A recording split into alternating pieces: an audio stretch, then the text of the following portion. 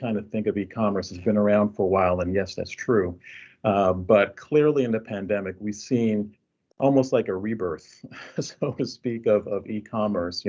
I think on the consumer side, we all took advantage of it, right? And they had, Amazon had record numbers, this past, I mean, in 2020, bigger than the last maybe 10, 15 years on their income statement. But B2B, our space also grew dramatically as well.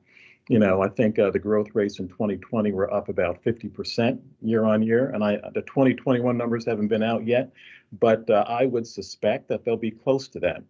And I think the observations in the industry is that, I think that a lot of the late adopters, I think Kevin alluded to this, as it related to digitalization, but a lot of the late adopters finally took the plunge, and made investments, in their static websites or in their websites where they just had customer portals, and tried to make them more end to end so that a customer or prospect could actually do some research on the site, get their questions answered, actually place an order, and actually track it all the way through delivery to payment, and then also reorder again. So more holistic view and more real time. And I think a lot of those investments started to happen, which was good. And and I think we partnered with a couple companies, in the late spring to kind of share some of that experience. And we had a large battery manufacturer that was a contributor to this article, which probably some of you on this call are suppliers to,